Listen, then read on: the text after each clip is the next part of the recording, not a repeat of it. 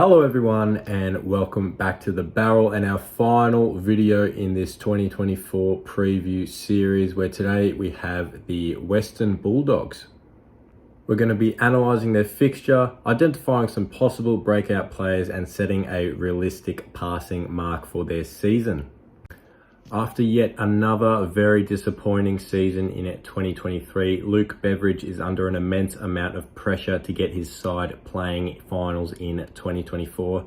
There's no doubt they have the capability to do damage in September. Their list is star-studded in every single position, so they really need to get better and reinvent themselves ahead of season 2024. So sit back, relax and enjoy as we quickly recap their 2023 season and see what lies ahead for them this year. Last year, the Dogs finished 9th on the ladder with 12 wins and 11 losses. They were incredibly inconsistent throughout the year. They had a nice win streak of 5 from round 6 to 10.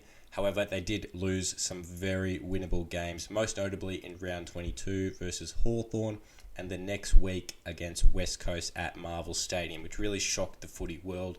They should not have lost those games and would have been playing finals comfortably if they won at least one of those. It was a very disappointing season, missing out on the 8. I'll mention how talented of a list I have throughout the video a lot, and this can't be understated as I have a top 3, maybe top 2 player in almost every line except maybe the back line was still finding their feet. Their fixture was ranked the 10th easiest for 2024. They play Fremantle, Geelong, GWS, Melbourne, North Melbourne and Sydney twice. So that's 2 top 6 teams, 2 middle 6 teams and 2 bottom 6 teams from the year previous.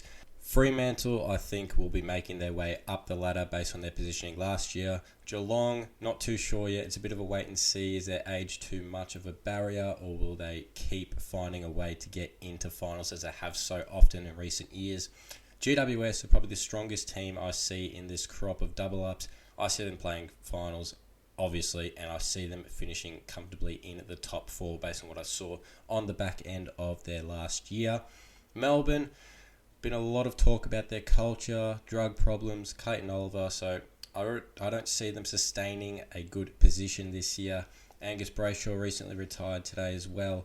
So they are not in a good place at all and have really ruined their premiership window. So I have them sliding a little bit. North Melbourne looked really good in a practice game against Collingwood the other day. So I expect them to improve their position as well. And the Swans coming off a strong win against GWS in a practice game today as well. I see them being a very good side with the acquisitions they've picked up throughout the off-season. The Dogs have their bye in round 15. They'll travel interstate 6 times, including Gather Round. So they play at the Adelaide Oval 3 times. They go to Optus Stadium, Giants Stadium, and the SCG once. They have 12 games at Marvel Stadium, 2 at the MCG, 8 free-to-air games, which is always a win for the fans throughout the first 14 rounds, 6 on Fox Footy. They have 5 of their first 6 games in Victoria, although their first home game is in Ballarat. And they have 7 primetime games in the first 15 rounds. So overall, this fixture is pretty decent for the Bulldogs faithful. They get their fair share of primetime footy with 3 Friday and 2 Thursday night games scheduled across the first 14 rounds. They do have a tough middle portion of the season with games against the Giants, Swans, Pies and Lions between round and 13. And their run home is also quite tough, playing Port Adelaide, Carlton, Geelong, Sydney, Melbourne and Adelaide. That is not an easy run at all, so if they are to make their way into the 8, they'd need to win at least some of those games to prove what type of side they are for this year. They have 2 Ballarat games, which is also a win for their regional supporters and those who make the trip up from the western suburbs. For some breakout players, the Dogs don't have too many candidates for this section, so I've only picked 2 compared to the usual 3. Number 1, Jamara Ugelhagen. He kicked a lot of goals last year and finally started to look home at AFL level. And although these 35 goals came from a fair few games kicking 4+, I'd expect him to have a lot more of those type of games in 2024 and comfortably overtake Aaron Norton as the best forward in the team with ease. At 21, this is a year where I think he starts to dominate. We've seen glimpses of what he can do, and bidding on that number 1 pick may finally begin to pay dividends for the Doggies. And finally, Sam Darcy. After an injury-riddled few years, he's had a very strong preseason according to reports. Being the son of Luke Darcy is no easy feat and obviously has high expectations coming with him. Whether he plays forward or back, who knows, but I expect him to have a solid impact this year with what he's shown throughout the summer. It seems like the Dogs of old, with regards to finals, find themselves in two scenarios. They either miss the finals completely or make the finals and somehow make the grand final from outside the top four, which was unheard of before their drought-breaking premiership almost 8 years ago now. So for the club as a whole, they'd be looking to have more consistency and be playing at a higher level for a larger portion of the season rather than in spurts to get themselves into the 8 and have the best chance possible at finishing in the top half ideally. So with regards to a passing mark, I'd 100% say it is to make the finals and win one, if not more, of those finals. With the list that they have, I cannot stress this enough, they should be doing a lot more than what was dished up last year. They have class absolutely everywhere, and we'll quickly go through with a quick list analysis right now, starting from the back line. You have your established stars back there, Liam Jones, Caleb Daniel, Alex Keith, who have been pretty good for a long period of time. Bailey Dale and Ed Richards are elite off the half-back run. James O'Donnell's one who isn't quite proven yet, but I see him taking a step forward this year.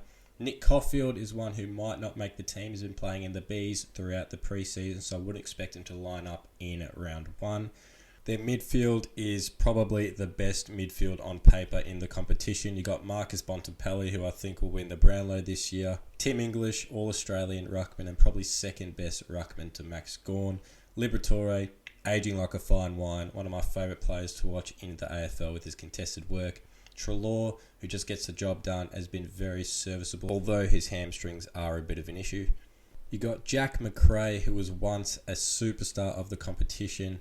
He's an immense disposal winner, had a bit of a hamstring setback throughout the preseason and not quite sure where Bevo will play him. He was kind of out of the middle last year, so he could possibly be pushed on to a wing alongside Bailey Williams, who was another very underrated player.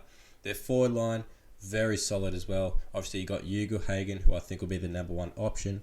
Norden at half forward. Then you got James Harms, who came over from the Ds. Cody Waitman, Rory Lobb, who can be that backup ruckman. You also got Anthony Scott, Oscar Baker, and Riley West, who are very solid small options who could find their way easily onto the scoreboard.